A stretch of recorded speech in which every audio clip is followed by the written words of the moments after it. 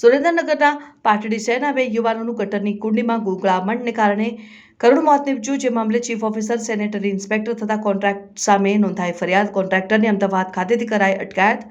સુરેન્દ્રનગર જિલ્લાના દસાડા તાલુકાના પાટડી શહેર ખાતે મંગળવારના રોજ કરુણ ઘટના બનવા પામી હતી, જેમાં પાટડી દલિતવાસમાં રહેતા 2 નવયુવાનો પાલિકાની અંડરમાં આવતી ડ્રેનેજ ગટરના કામકાજ અર્થે ગટરના સંપમાં ઉતરેલ હતા. તે સમયે અચાનક ગેસ ગૂંગળામણ થતા 2 નવયુવાનોના મોત નીપજ્યા છે. પાટડી શહેરના દલિતવાસમાં રહેતા અને પાટડી નગરપાલિકામાં ફરજ બજાવતા સફાઈ કામદાર તરીકે કાર્ય કરતા 2 યુવાનો જયેશભાઈ ભરતભાઈ પાટડિયા, ઉંમર વર્ષ 24 રહેઠાણ પાટડી, અને ચિરાગભાઈ કનુભાઈ પાટડિયા, ઉંમર વર્ષ 18 રહેઠાણ પાટડી, અને ચેતનભાઈ મંગાભાઈ પાટડિયા, ત્રણેય રહેઠાણ પાટડી વાળા. આ 3 યુવાનો પાલિકાના જવાબદાર અધિકારીઓ અને કર્મચારીઓની મૌખિક સૂચનાથી પાટડી ચીન રોડ ડિવોશન સ્કૂલ પાસે ગટર પમ્પિંગ સ્ટેશન સફાઈ કરવા માટે મોકલેલ હતા. સફાઈ કરવા તો તેમને મોકલ્યા, પરંતુ જે તે કોન્ટ્રાક્ટર અથવા પાલિકા દ્વારા તેઓને સેફટી કિટ વગર મોકલ્યા હતા. જે બાદ ચિરાગભાઈ પાટડિયા અને જયેશભાઈ પાટડિયા પમ્પિંગ સ્ટેશનમાં આવેલ 15 થી 20 ફૂટ આવેલ કુંડીઓ સફાઈ કરવા ઉતર્યા હતા. તેમાં તેઓને કુંડીમાં ગેસ ગૂંગળામણ થતા બેભાન અવસ્થામાં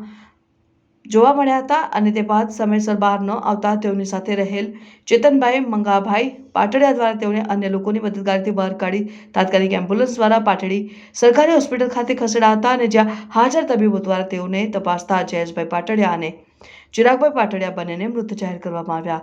પાટડીના પાલિકામાં ફરજ બજાવતા યુવાનોના પાલિકાની બેદરકારીને કારણે અવસાન થવાના કેસમાં પાટડી પાલિકાના chief officer Mosambhai Patel, sanitary inspector તથા કોન્ટ્રાક્ટર સંજય પટેલ વિરુદ્ધ પોલીસે પાલિકાની ચાલુ ફરજ દરમિયાન કુંડીમાં ઉતરેલ કર્મીઓને પૂરતા સેફટીના સાધનો ઉપલબ્ધ ન કરાતા કુંડીમાં ઝેરી ગેસ ઉત્પન્ન થતા ગૂંગળામણના કારણે મોત થતા નામદાર સુપ્રીમ કોર્ટ અને હાઈકોર્ટની ગાઈડલાઈન તેમજ સરકારના ધારા 3 મુજબ ગેરકાયદેસર કૃત્ય અને ફરજ પરના બેદરકારી દાખવતા બદલ પાટડી પોલીસ મથકે ગુનો નોંધાયો, અને હાલ પોલીસે કોન્ટ્રાક્ટરની અમદાવાદ ખાતેથી અટક કરી વિવિધ કલમો મુજબ ગુનો નોંધી તપાસ હાથ ધરી છે.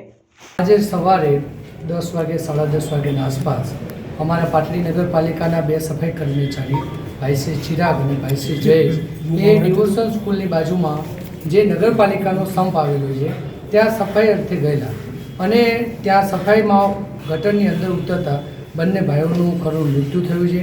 બંને મૃતક પરિવારો પ્રત્યે હું મારી સંવેદના પ્રગટ કરું છું, અને આજે આ બાબતને લઈ જ્યારે મને ખ્યાલ આવ્યો ત્યારે હું ધાંગધ્રા હતો, અને ધાંગધ્રાથી હું સીધો મૃતક પરિવારને ત્યાં હોસ્પિટલ ખાતે મળ્યો. ત્યારબાદ મૃતક પરિવારની જે રજૂઆત હતી એ રજૂઆતને ધ્યાને લઈ અને સરકારી હોસ્પિટલમાં એમનું પીએમની કાર્યવાહી આગળ કરવામાં આવી, અને મૃતક પરિવારની 4 કે 5 લેખિત માગણી હતી.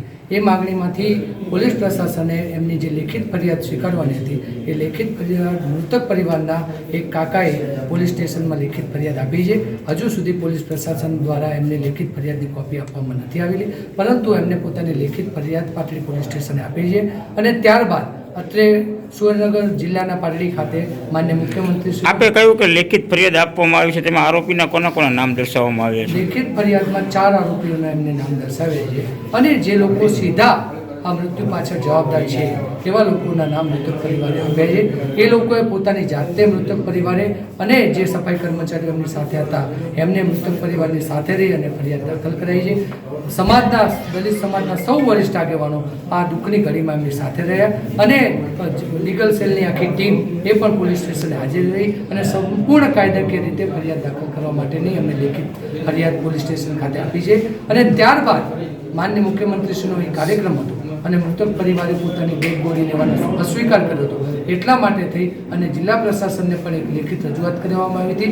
એમની 4 કે 5 માગણી હતી, અને એ માગણીને ધ્યાનમાં લઈ સૌ સમાજના વરિષ્ઠ આગેવાનોની સાથે હું પણ જિલ્લા વહીવટીતંત્ર સાથે મિટિંગમાં હાજર હતો, અને મૃતક પરિવારે જે પણ માગણી કરી છે એ માગણી લેખિત સ્વરૂપે જિલ્લા પ્રશાસન આપશે.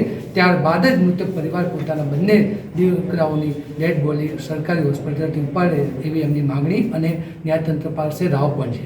પણ હું સરકારી તંત્રને વિનંતી કરું છું કે જે પ્રમાણેની ઘટના બની છે એ પ્રમાણેની ઘટના ફરી આખા સમગ્ર જિલ્લામાં ક્યાંય પણ ન બને એ માટે તમે સાવચેતીના પગલાં લેશો. અને જે પ્રમાણે હાઈકોર્ટનું ક્લિયર ડાયરેક્શન છે કે જ્યારે 1/2023માં કોઈ વ્યક્તિએ જાહેર રીતની અરજી કરી હતી, અને માન્ય હાઈકોર્ટશ્રીએ સ્પષ્ટ નિર્દેશ આપેલા છે કે કોઈ પણ વ્યક્તિને ગટરની અંદર ઉતરવાનું નથી, મશીનરીથી જ કામ કરવાનું.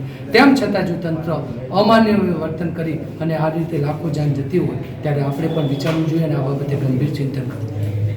ગઈકાલ તારીખ 21/1/2025ના રોજ સવારે કલાક 11 થી 12ની વચ્ચે પાટડી પોલીસ સ્ટેશનની હદમાં આવેલ ડિવોશન સ્કૂલની પાછળ પમ્પિંગ સ્ટેશનની અંદર પાટડી નગરપાલિકાના કોન્ટ્રાક્ટના કુલ 3 કર્મચારીઓ પમ્પિંગ સ્ટેશનની સફાઈ કરવા માટે ગયેલા હતા.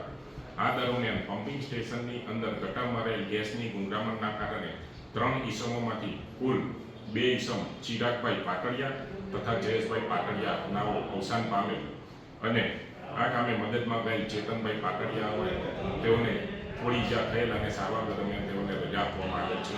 આ બનાવ અનુસંધાને મરણ જનારના કુટુંબિકાના બળદેવભાઈ પાટડિયાએ નગરપાલિકાના કોન્ટ્રાક્ટર સંજયભાઈ પટેલ રહે અમદાવાદ તથા ચીફ ઓફિસર મોસમ પટેલ અને સેનેટરી ઇન્સ્પેક્ટર હર્ષદભાઈ વિરુદ્ધમાં બીએનએસની કલમ 105, 125, 54 તથા એટ્રોસિટી એક્ટ મુજબ ફરિયાદ આપેલ છે, જેની આગળની તપાસ અમો ચલાવી રહેલ છે. આ તપાસ દરમિયાન બનાવવાળી જગ્યાનું પંચનામું કરવામાં આવેલ છે, તેમજ તપાસ દરમિયાન કોન્ટ્રાક્ટર સંજયભાઈ પટેલ રહે અમદાવાદનાઓને ડિટેન કરી અને આગળની કાર્યવાહી હાથ ધરવામાં આવેલ છે.